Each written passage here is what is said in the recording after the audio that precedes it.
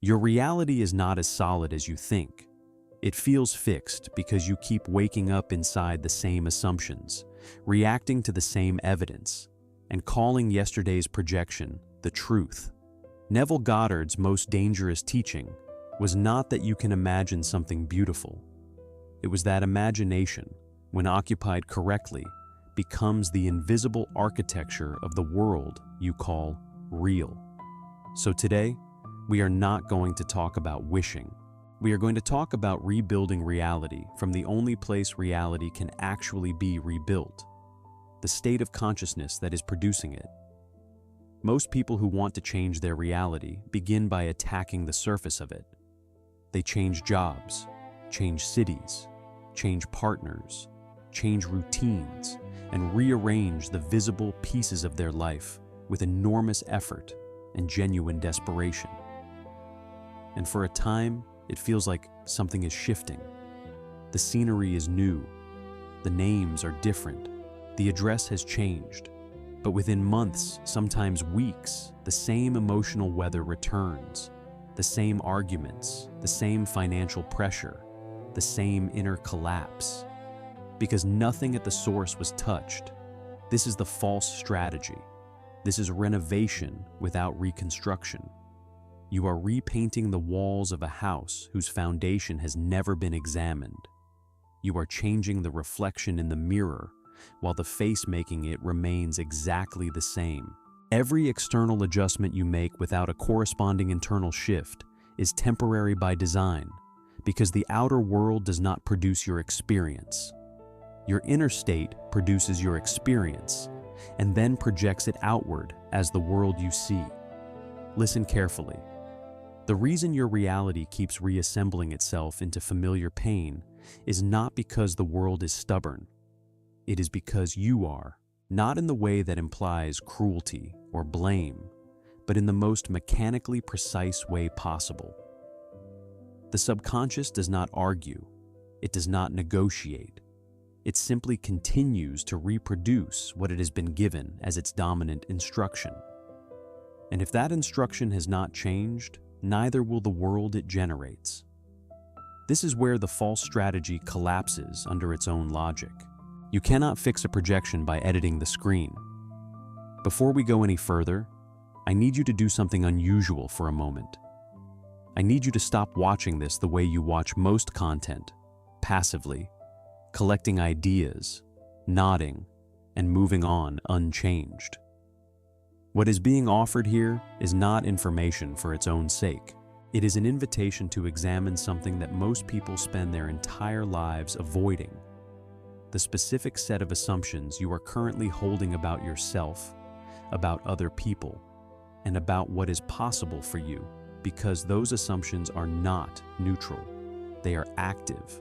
They are operational right now, producing evidence, shaping encounters, determining which doors open and which ones stay sealed. Ask yourself this honestly. What do you actually assume about your life when no one is watching? Not what you hope for, not what you affirm aloud, not what you post or declare or visualize on a Tuesday morning when your motivation is high, but what you genuinely, quietly, at the level of your nervous system, expect to find when you wake up tomorrow. That quiet expectation is not a footnote to your reality. It is the source code generating it, and most people have never looked directly at it. This is your commitment for the next 45 minutes. Not to believe everything you hear, but to be willing to look. To be willing to sit with the discomfort of the question. What reality am I currently authorizing through the assumptions I have not yet examined? That question is not an accusation. It is a doorway. And the moment you are willing to walk through it honestly, something in the inner machinery begins to shift. Not because you forced it, because you finally looked at what was running it. Stay with this. Do not turn it into philosophy. Do not let it become an abstract idea that you appreciate from a safe distance. The teaching we are about to enter is only useful if it lands in you as a living experience. So, As you listen, watch what happens inside you. Watch where you resist. Watch where something in you wants to argue with what is being said. Because that resistance is important. It is pointing directly at the assumption that has been quietly governing your world. You have noticed it. Maybe you have noticed it for years. There is a particular shape to the difficulty in your life. The details change, but the architecture stays the same. A new relationship begins with genuine hope, and within a year, it has reconstructed the same emotional dynamic you thought you left behind. A new opportunity arrives, and something invisible seems to sabotage it at the exact moment it begins to feel real. You move into a new financial chapter, and the same pressure finds you there. You are surrounded by different people making the same choices about you that the old people made. The names are new. The pattern is ancient. This is what many people call bad luck. Others call it karma. Others call it trauma repetition, which is closer to accurate but still misses the deepest layer. What you are actually witnessing when you observe these loops is not the cruelty of fate. It is the precision of an inner broadcasting system that has been transmitting the same signal without interruption. The outer world is not repeating your pain because it enjoys it. It is repeating it because that is the only instruction it has received. Think about the specific area of your life where the loop is most visible. Relationships, money, health, recognition, safety, belonging. There is likely one domain where the déjà vu is undeniable, where you have caught yourself saying the words, "I always end up here," or "Why does this keep happening to me?" And what is remarkable, what is actually the most important detail in that observation, is not the event itself, but the fact that you recognized it as a pattern. You have seen this before. You know the shape of it, which means part of you already understands that something consistent is producing it. Most people at this point turn outward. They look for the common denominator in the people around them, in the systems that failed them, in the circumstances that conspired against them. And sometimes there are genuine external factors that must be acknowledged and addressed practically. But the deeper investigation, the one that actually ends the loop, requires turning the question inward. What have I been consistently assuming is true about myself in relation to this domain? What has my inner state been declaring as settled, as given, as already decided? Because here is what the pattern is actually showing you. It is not showing you that the world is broken. It is showing you that the state has been stable. A pattern in the outer world is the echo of a pattern in the inner world that has not yet been interrupted. And an echo does not stop returning because you argue with it, or because you exhaust yourself trying to silence it from the outside. It stops when the original sound that produced it is changed. Let us reframe what your pain is actually telling you. Because right now, if you are experiencing repeated difficulty in any area of your life, the most natural interpretation is that something is wrong with your circumstances, with the people involved, with the timing, with the economy, with whatever external structure seems to be failing you. That interpretation is understandable. It is also, at the deepest level of causation, incomplete. Your pain is not just the result of what happened to you. It is also the result of what you have assumed to be true about you, and those assumptions have been so consistent, so thoroughly accepted by your subconscious, that they have hardened into the evidence you now point to as proof that nothing can change.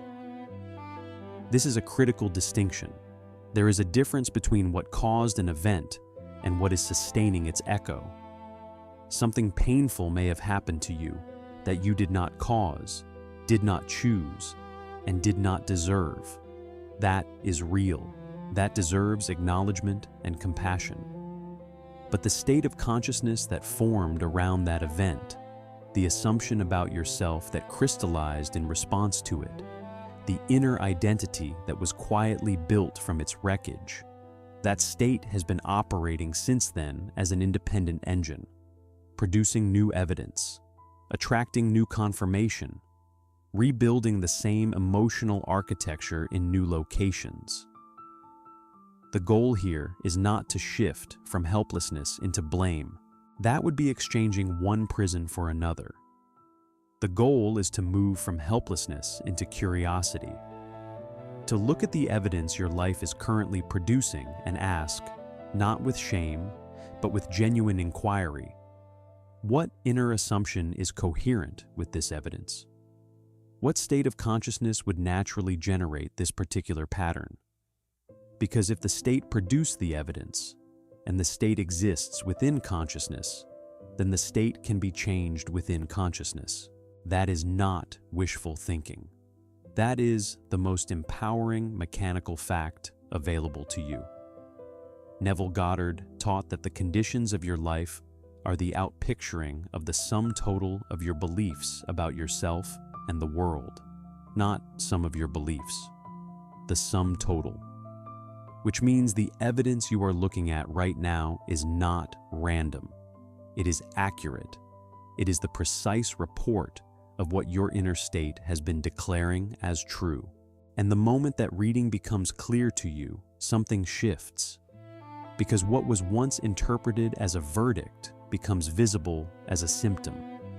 And symptoms can be addressed at the source. Here is where it gets precise. The subconscious mind does not process the difference between what you fear and what you desire if both are emotionally charged and repeatedly rehearsed. What it processes is occupancy. What state is the consciousness inhabiting with feeling and consistency? That state becomes the dominant instruction. And the world, which is not separate from consciousness, but is consciousness made visible, begins to restructure itself around that instruction. The pain is not punishment. It is output, and output changes when the input changes. So instead of looking at the difficulty in your life and concluding that it is proof of your limitation, look at it the way an engineer looks at unexpected output from a system. With interest, with the understanding that unexpected output reveals something important about the instruction that produced it. Your pain is evidence of a state, and the state is within your reach. That is not a comfort offered to minimize suffering. It is the most honest map available to you for finding the place where the rebuilding actually begins. Now, you may be wondering what exactly Neville Goddard meant when he said that imagination is the only reality. Not imagination as daydream, not imagination as wishful fantasy, something far more precise, far more structural, and far more demanding than anything the casual law of attraction world has ever suggested. Because what he was pointing to was not a technique for getting things.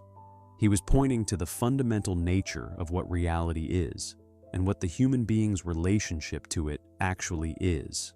Here's the open question I want you to hold as we move into the next section of this teaching. If your outer world is genuinely a projection of your inner state, then the solution to a broken outer world is never to fix the outer world directly. The solution is to change what is being projected. But how? How do you change something as invisible as an assumption? How do you shift a state that feels as automatic as breathing? How do you convince a subconscious mind that has been running one program for years to accept a new instruction without the external proof it has been trained to require? That is the secret embedded in Neville's method.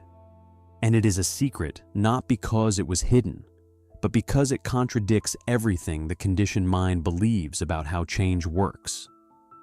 The conditioned mind says, "Show me the evidence first, and then I will believe." Neville's teaching inverts that logic completely. It says, accept the inner scene, the inner feeling, the inner identity as already true, as already settled, as already fact, and the outer world, which is the mirror of consciousness, will have no choice but to reorganize itself around that acceptance. This is not blind optimism. It is not pretending that difficulty does not exist. It is the precise understanding that the outer world does not lead. It follows. It does not create the state. It reflects the state. And if you wait for the outer world to change before you change your inner state, you will wait indefinitely, because you have it backwards. The mirror does not move first. The face moves first.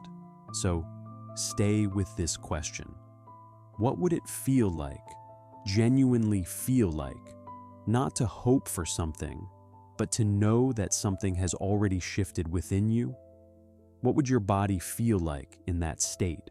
What would your thoughts sound like? What would your inner posture be? We are going to answer that question precisely. We are going to build the method. And when we are done, you will understand that reality is not something that happens to you.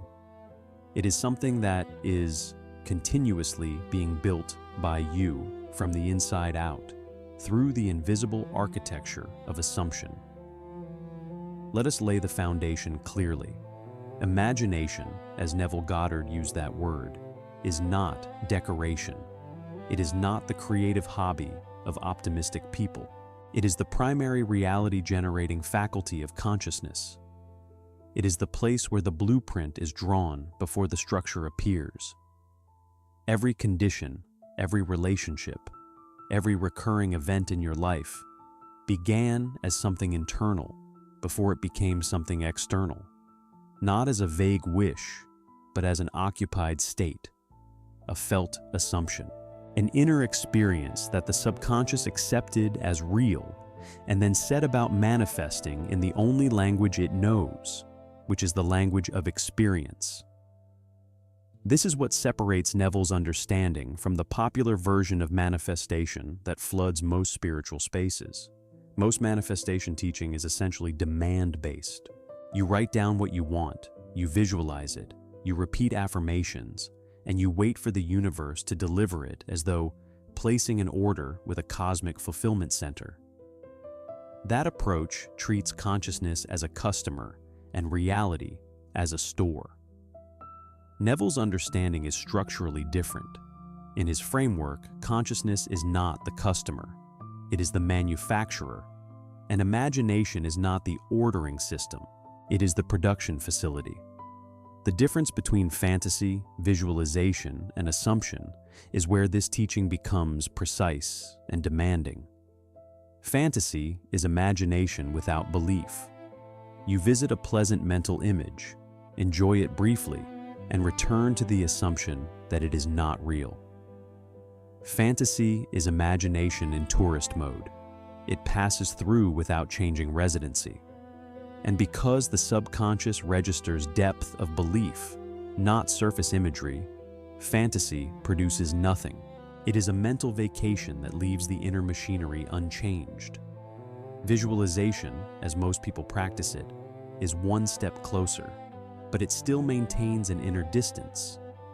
Most visualization is watching yourself from the outside, seeing yourself in a better situation, observing a desired future as though it is a film playing on a screen in front of you.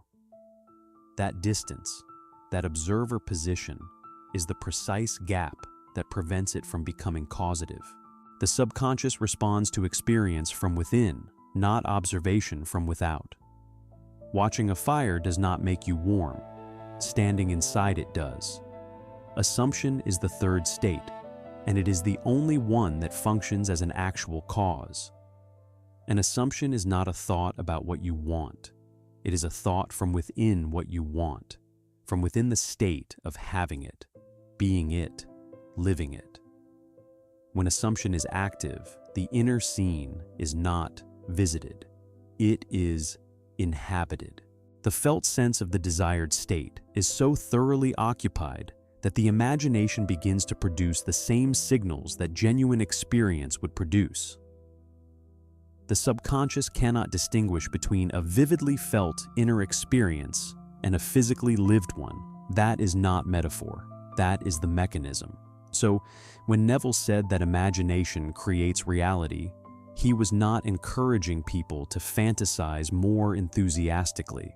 He was pointing to a very specific act of inner occupation, the deliberate, felt, convinced inhabiting of a state as though it were already real. And that act, when sustained, becomes the new dominant instruction for the subconscious.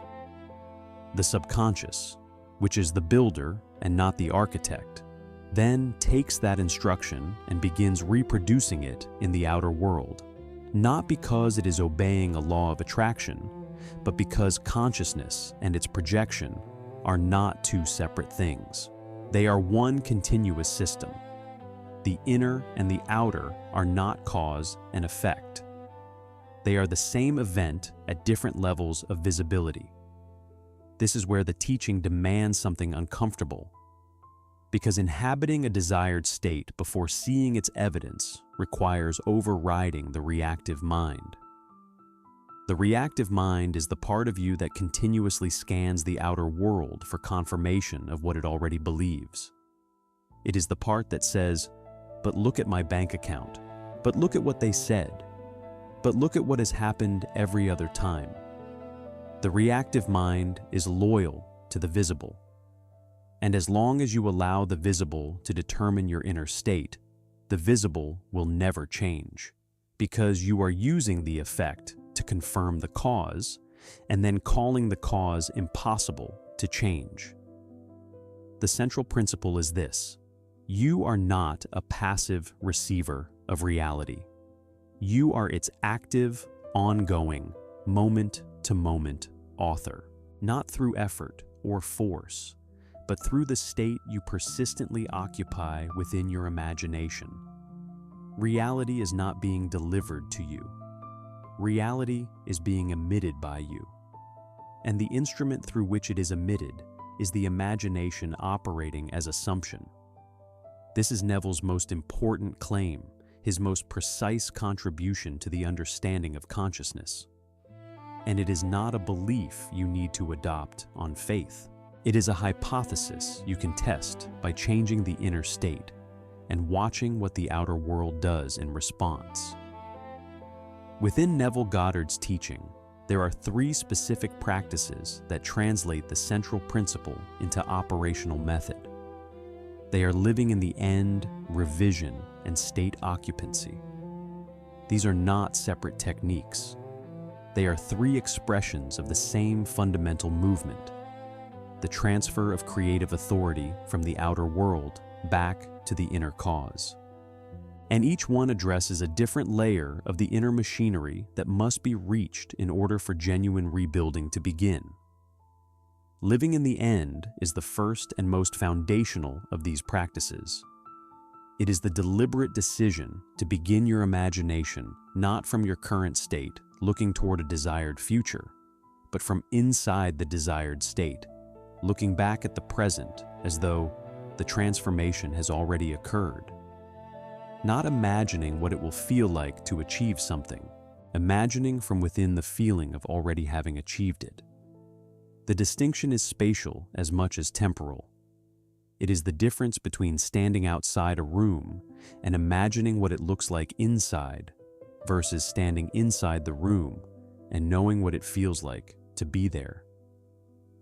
This practice is demanding because it requires something the conditioned mind resists powerfully, and that is the willingness to feel settled about something that has not yet appeared.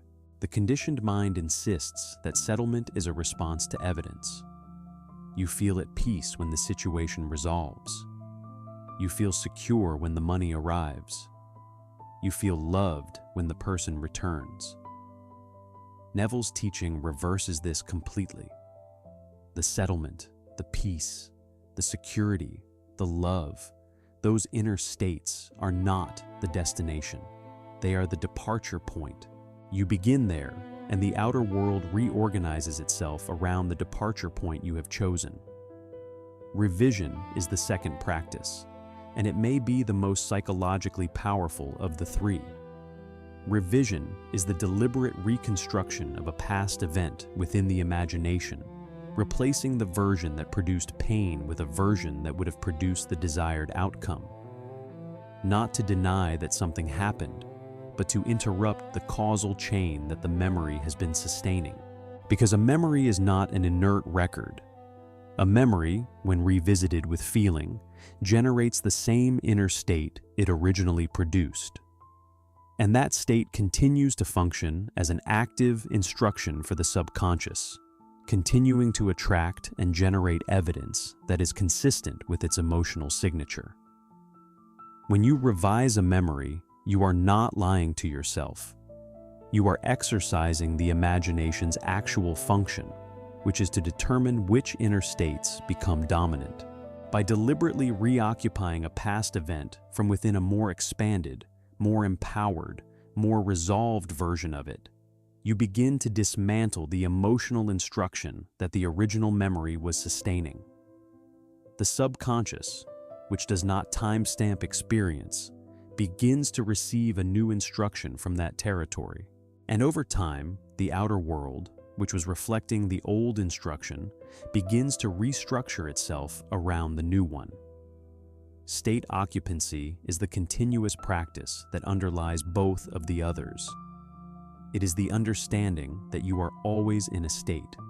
There is no neutral position. Every moment of your waking life, and a great portion of your inner life, while you are not consciously directing it, you are occupying some state of consciousness. Some assumption about who you are, what is true about your situation, and what is possible for you. Most people occupy their states reactively, meaning they allow circumstances to determine which state they inhabit.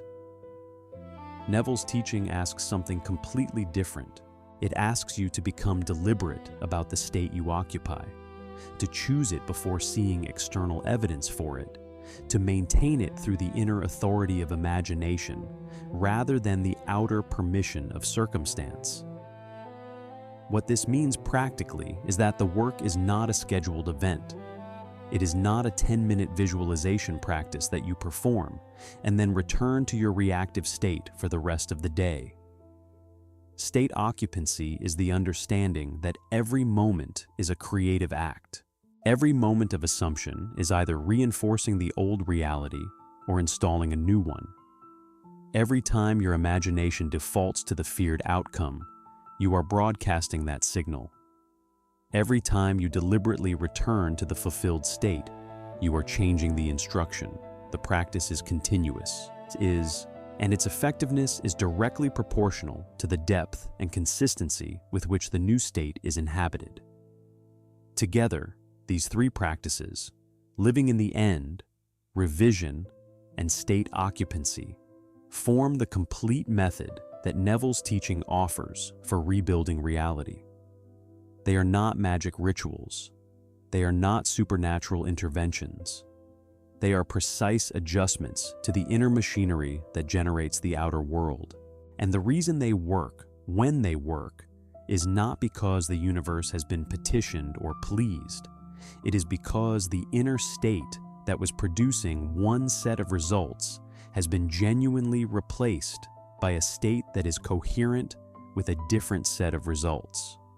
The output changes because the input has changed. The mirror changes because the face has changed. Think of your outer reality as a screen, not a passive screen, not a neutral display, but a screen that is always active, always projecting, and always faithful to exactly the signal it is receiving.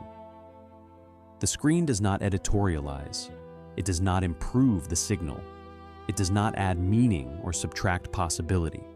It simply renders, with perfect fidelity, whatever is being transmitted to it. And the signal, the actual content that determines what appears on the screen, does not come from the screen itself. It never has. The screen cannot change what it displays by being examined more closely, criticized more harshly, or renovated more aggressively from the outside. The screen is not the problem, and the screen is not the solution. The screen is the result. Behind the screen is an operating system. You cannot see it when you look at the display. You do not encounter it in the images the screen produces. It is invisible, structural, and it governs everything that appears. This operating system is consciousness. It is the sum total of your assumptions, your self-concept, your dominant inner states, your accepted beliefs about what is true about you and the world. Every assumption you hold about your own worth, your safety, your belonging, your capability, and your limits is a line of code in this operating system. And the screen, which is your outer reality, is rendering those assumptions as faithfully as any display renders its source signal. When you look at your life and see something you do not want, the natural instinct is to go to work on the screen, to push against the display, to try to force the image to change through effort, argument, rearrangement, or sheer will. And that instinct, though understandable, is precisely what keeps the image stable, because you cannot override what the operating system is transmitting by editing the screen. The screen has no independent authority over what it shows. It only shows what it is being told to show. Every time you react to the screen as though it were the source, you reinforce the operating system's current program without touching it.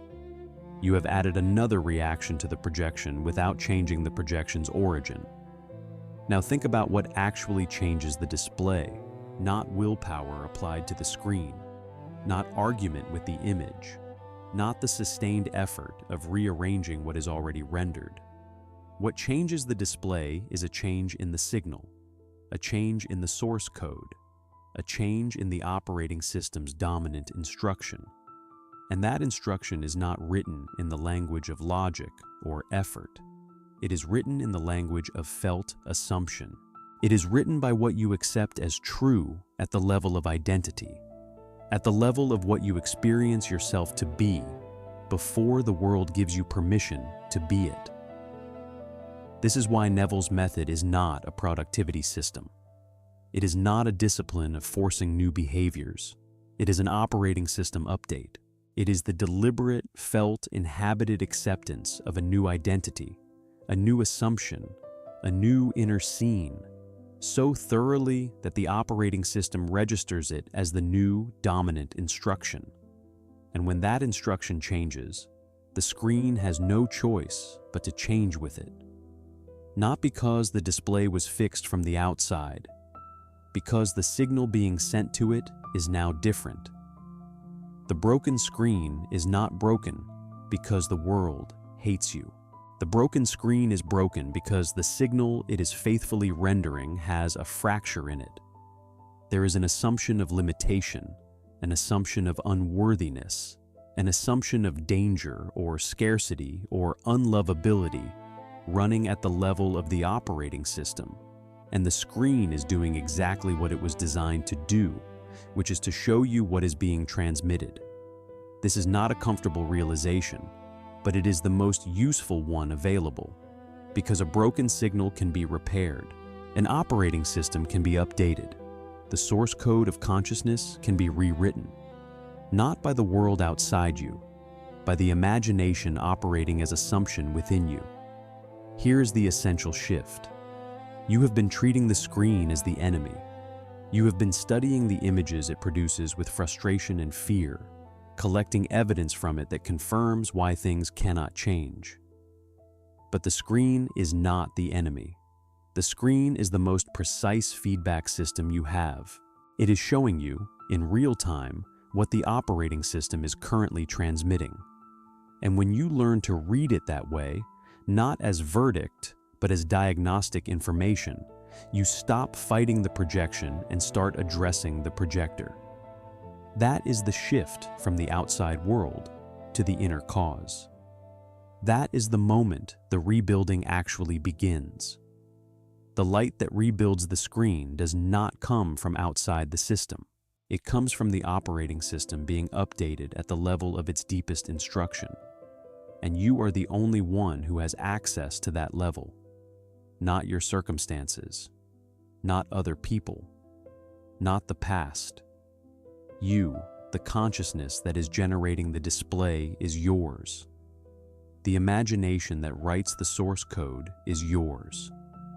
The state that transmits the signal is yours. And because it is yours, it can be changed. Not tomorrow, not when conditions improve, from within, right now, from the place where the signal originates. There is something the ego does not want you to understand, because understanding it would end its authority over you. When you fight the outer world, when you argue with circumstances, push against conditions, exhaust yourself trying to force a different result from the same inner state, you are not resisting the old reality. You are deepening your identification with it. Every act of external struggle, every sustained focus on what is wrong with the outer world, every emotional investment in the problem as the central fact of your existence, is feeding the signal that is producing the problem. The struggle itself is the act of allegiance.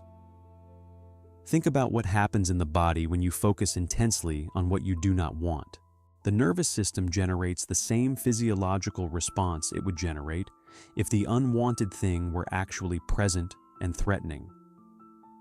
Stress hormones, contraction, hypervigilance. The subconscious does not register the intention behind the focus. It registers the focus itself. And a mind that is habitually focused on limitation, danger, absence, or failure, even in the context of fighting against those things, is a mind that is consistently broadcasting limitation, danger, absence, and failure as its dominant inner state. The outer world reads that broadcast. The mirror reflects it. This is the trap that keeps most people circling the same problem for years. They are working extremely hard to change their reality, and their hard work is, at the inner level, continuously confirming the reality they are trying to escape. Because the effort is effort from within a state that says, this is how bad things are. The urgency is urgency from within a state that says, this is how much danger I am in. The pushing is pushing from within a state that says, this is how stuck I am. And the subconscious, which is the obedient builder and not the discerning architect, simply takes those inner declarations and continues to build accordingly. Look at this closely. When you are in a state of fighting something, who are you in that moment? What is your inner identity while you are in struggle mode? You are someone threatened. You are someone insufficient. You are someone who does not yet have what is needed. You are someone for whom the outcome is uncertain and the situation is unresolved. That is the identity the struggle is sustaining. An identity, the state of being that you occupy most consistently, is the deepest level of the operating system. It is the layer of consciousness that the outer world most faithfully reproduces. So, while you are fighting the condition from within the identity of someone who lacks what the condition threatens, you are instructing the operating system to sustain that identity. And the outer world complies. This is where responsibility becomes liberation rather than blame. You are not being told that you created your suffering through malice or stupidity.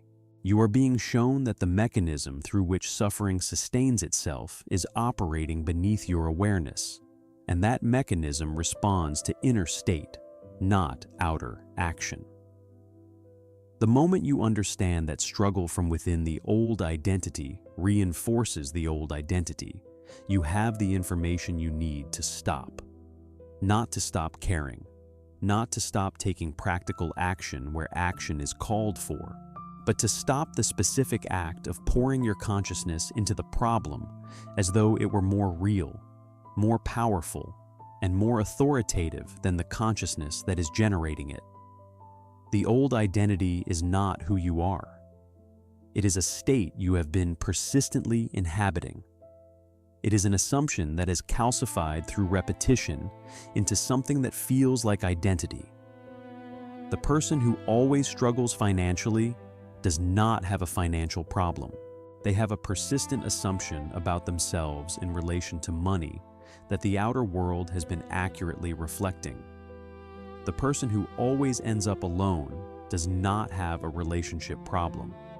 They have a persistent inner state about themselves in relation to love that the outer world has been faithfully reproducing. This is not meant to minimize the pain of those situations. It is meant to show you that the location of the problem is not where you have been looking for it. Every time you take your attention off the inner cause and invest it in the outer effect, you are making the effect more real in consciousness. And whatever is most real in consciousness is what gets built. This is the mechanical reason why external struggle reinforces the old state.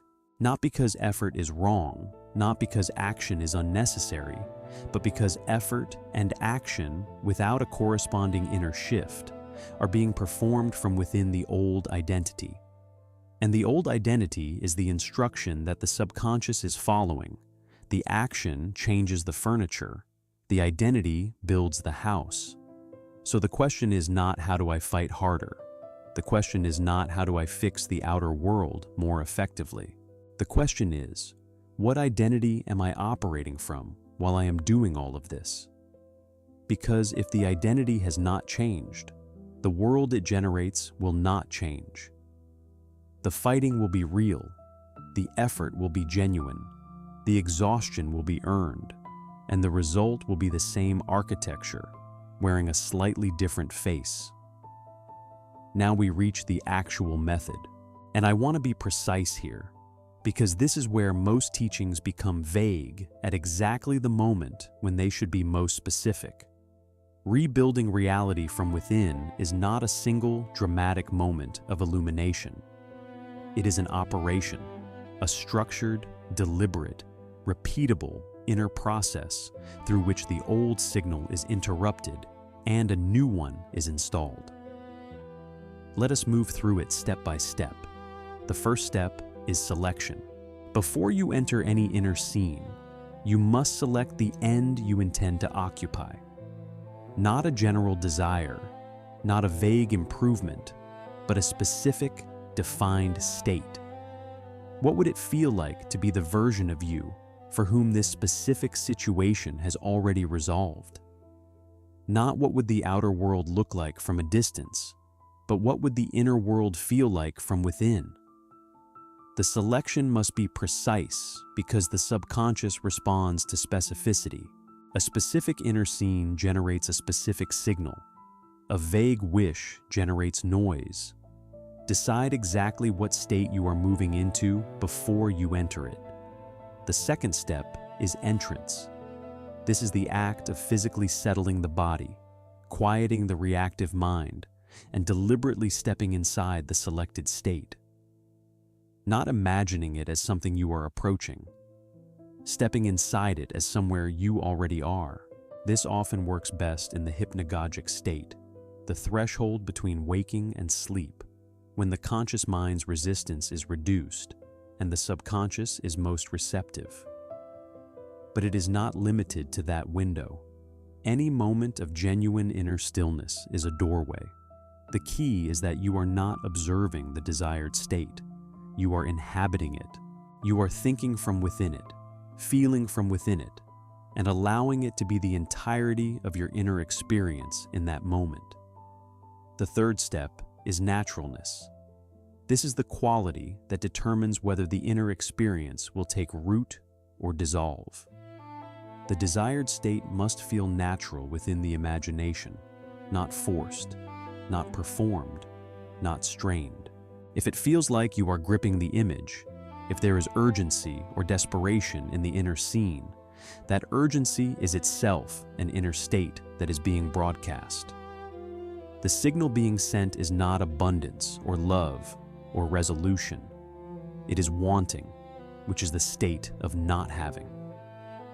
The desired state must be inhabited with the ease and matter-of-factness of something already true. Breathe it. Rest in it. Let it settle into the body not as a hope, but as a recognition. The fourth step is revision. This is where you address the past.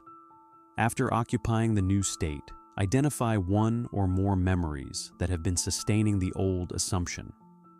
A conversation that ended badly, a rejection that was accepted as a verdict, a moment of failure that became a self-definition.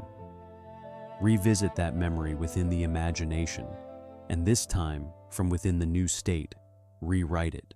Not by denying it happened, but by replacing the inner experience of it with the version that would have led to the desired outcome. Let the revised version be felt with the same or greater emotional conviction than the original. Because the subconscious stores emotional conviction, and emotional conviction is what determines which version becomes dominant. The fifth step is stopping the outer check. This is the step that most people fail at, and it is the step that determines whether everything else translates into actual change.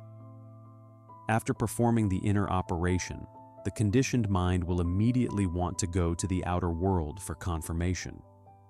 It will want to check whether anything has changed yet, whether there is evidence, whether the signal was received, and every act of checking, every anxious scan of the outer world for proof, is an act of returning your consciousness to the old state. It is the state that says, "I do not yet see it," which means it has not happened, which means I do not have it. And that state, not your inner scene from 10 minutes ago, becomes the dominant instruction again. The discipline here is the discipline of loyalty to the invisible. This does not mean denying what your senses report. It means not allowing your senses report to determine your inner state. What you see is a delayed rendering of what was previously transmitted. The outer world runs on a delay. What appears today was instructed weeks or months ago by the inner state you were most consistently occupying. When you change the inner state, you do not see immediate change on the screen because the screen is still rendering the previous transmission. But if you allow the screen's residual rendering to push you back into the old state, you reset the transmission to the old signal, and the delay resets with it. The sixth step is persistence through naturalness, not effort. Return to the new state regularly, not with the urgency of someone trying to make something happen, but with the ease of someone who simply knows where they live now.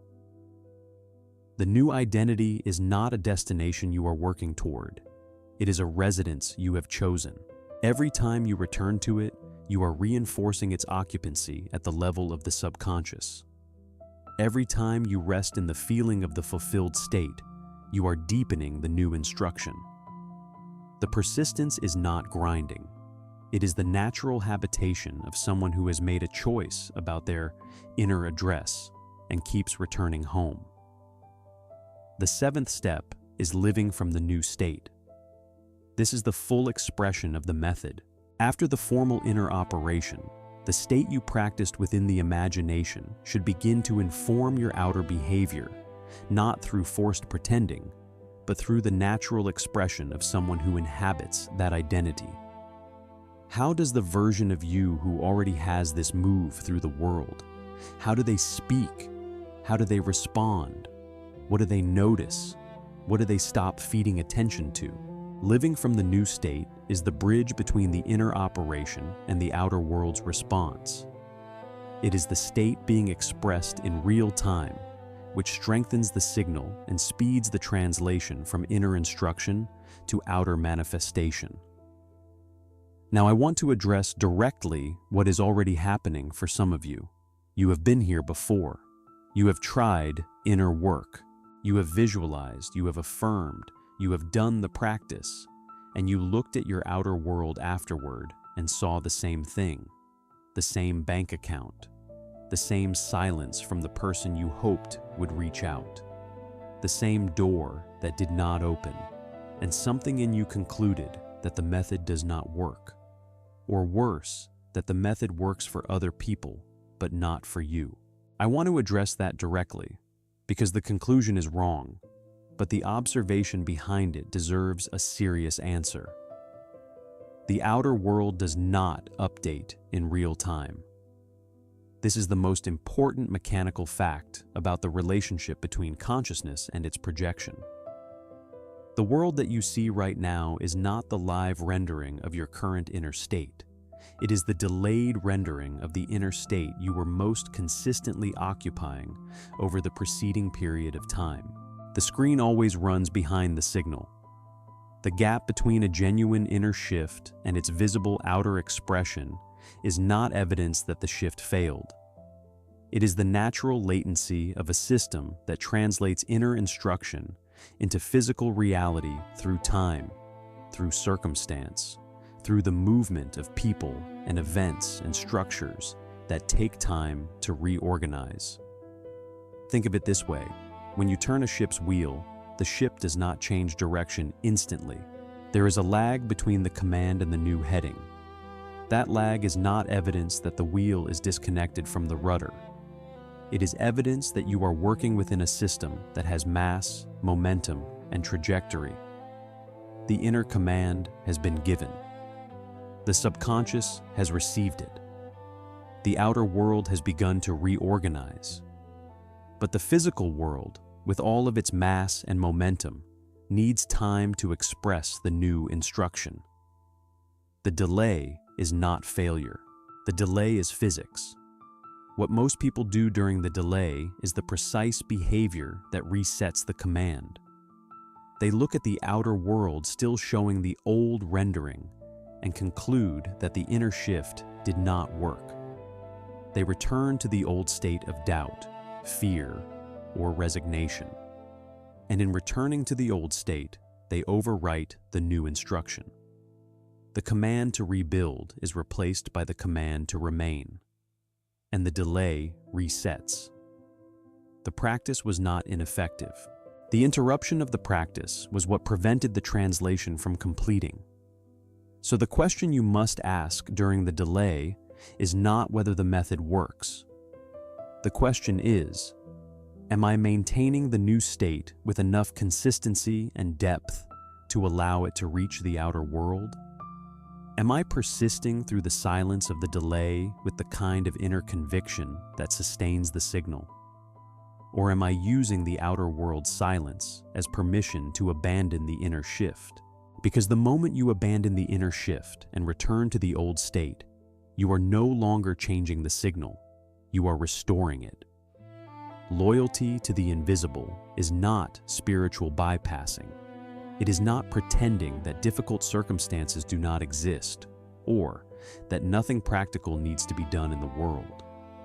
It is the specific, targeted refusal to allow the outer world's current rendering to determine the inner state from which you operate. The circumstances may be what they are, but your inner response to those circumstances, the state you inhabit in their presence, is yours to choose. And that choice is the only creative act you actually have access to. Everything else is the consequence of that choice, unfolding through time. The last thing I want to say in this section is this: trust is not naivety. When you choose to maintain the new inner state during the delay, you are not being naive about the outer world. You are being precise about the mechanism of change. You are understanding mechanically that the outer world follows the inner state and not the other way around, and you are choosing to remain in the place where change actually originates rather than retreating to the place where change is only ever observed. That is not blind faith. That is inner authority. And inner authority, consistently exercised, is what eventually moves the mirror. Let us bring together what has been built in this teaching, because each piece connects to the others in a sequence that is worth making explicit.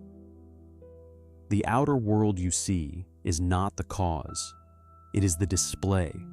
It is the faithful, precise, non-negotiating rendering of what the inner operating system has been transmitting as its dominant instruction. That instruction is not written in logic.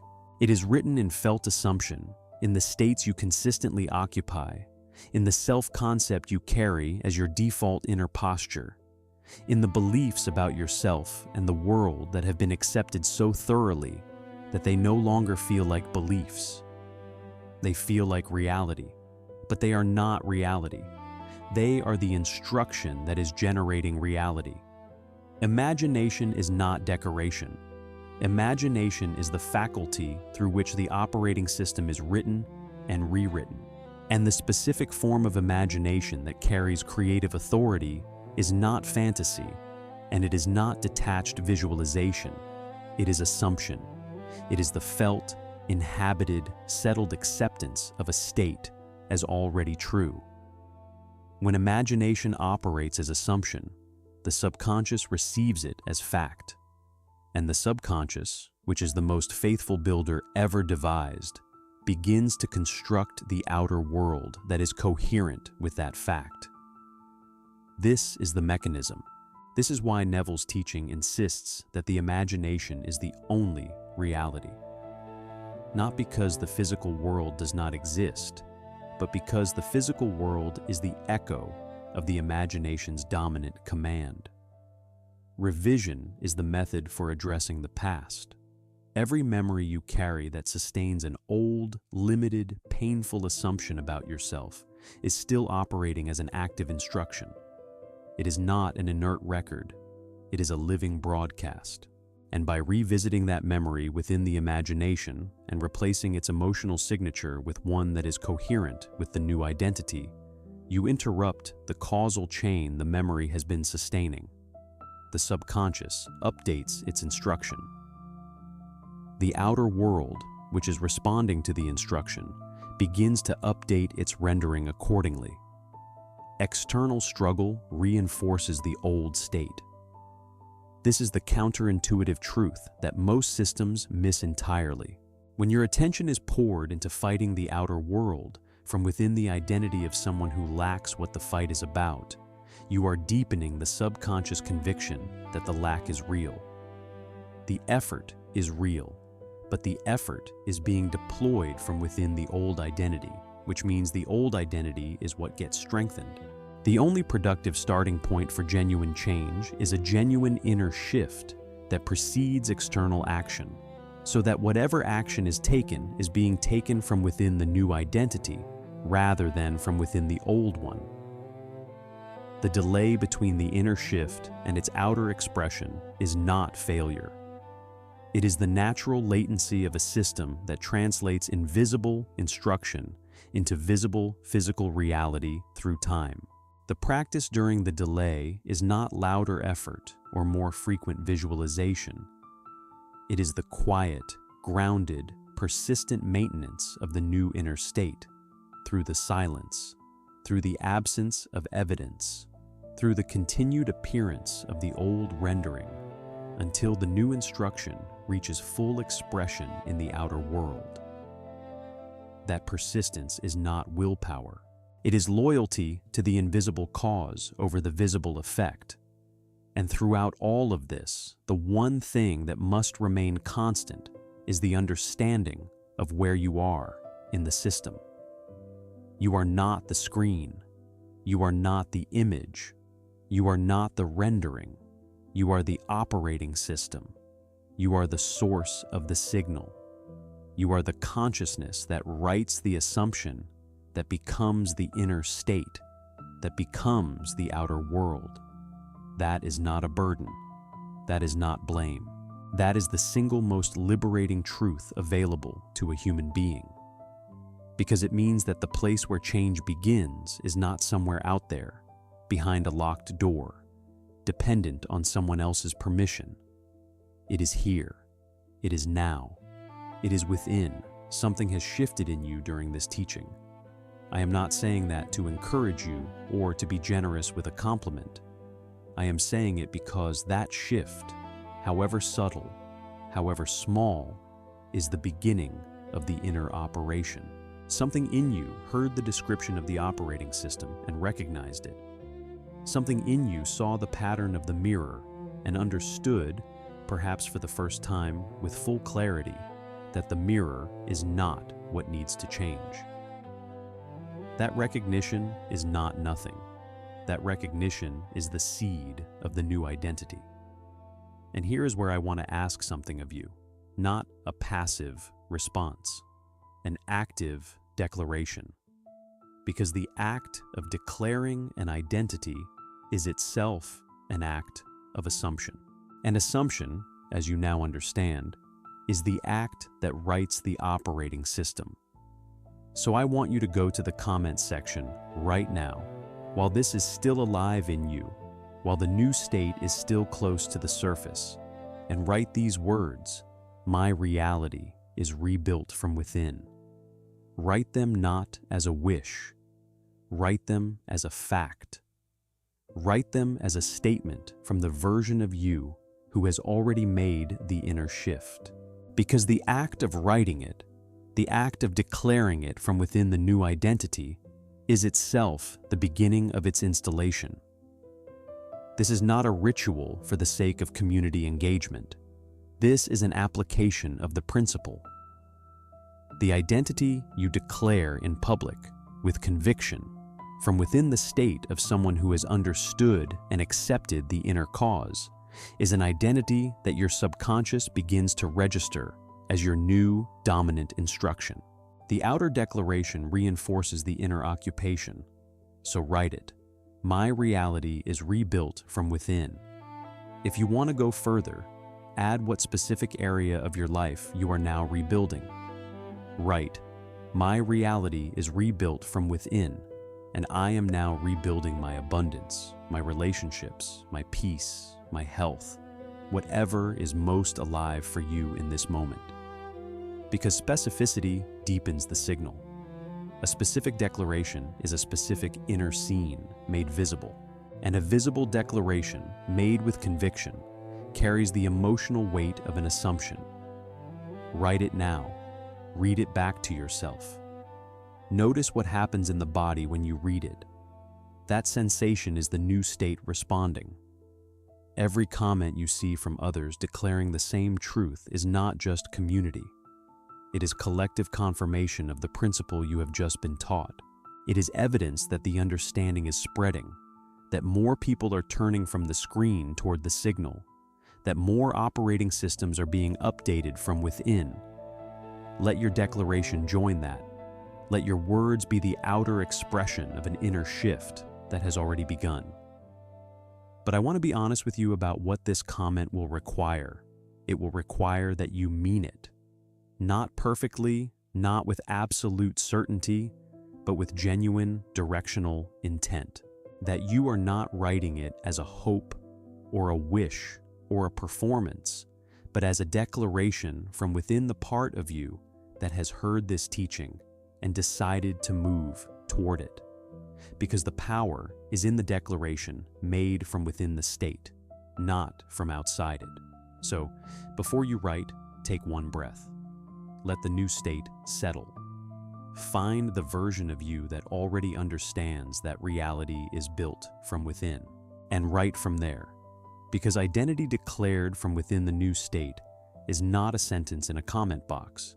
It is a command to the inner machinery. It is an update to the operating system. It is the voice of the new face speaking to the mirror. And the mirror, as you now know with full precision, has no choice but to begin reorganizing itself around the new signal. Write it. My reality is rebuilt from within. That is where the rebuilding begins. We began here, with the statement that your reality is not as solid as you think. Do you feel that differently now? Not as a comfort, not as a reassurance, but as a genuine structural truth. The solidness you attributed to your outer world was never the solidness of the world itself. It was the solidness of the assumption that had been generating it. An assumption held consistently, felt deeply, and accepted without examination, feels as permanent as stone. But it is not stone. It is signal, and signal can be changed. What was built by one inner state can be rebuilt by another. The architecture of your reality is not fixed. It was never fixed. It was always simply loyal to whatever instruction it had been given most consistently. The secret Neville Goddard offered was not a technique for getting things. It was a map back to the place where things originate. Imagination operating as assumption is not a wishful act. It is the act of returning to the source, the act of stepping back behind the screen, back into the operating system, back to the level of consciousness where the signal is written and the instruction is given. And from that level, with the tools of living in the end, revision, and state occupancy, with the discipline of loyalty to the invisible during the delay, and with the understanding that the outer world is the mirror and not the maker, reality is not something you chase. It is something you transmit. And what you transmit is always, without exception, what you get back. There is more. Because what we have covered today is the foundation, but the foundation is not the full structure. There are layers of this teaching that go deeper still. There are specific ways the ego defends the old identity during the inner operation. There are specific patterns of revision that address the past's hold on the present. And there is a teaching about the mirror itself, about what the mirror is actually made of, about why certain reflections persist and others dissolve. That goes even further into the inner cause than what we have explored today. That teaching is coming. And if you are ready for it, it will take what you have built here and make it permanent. Subscribe, not for the content, for the next layer. Because the inner cause is deeper than one video. The rebuilding continues, and what is waiting in the next teaching is the understanding that will take everything you practice today and make it irreversible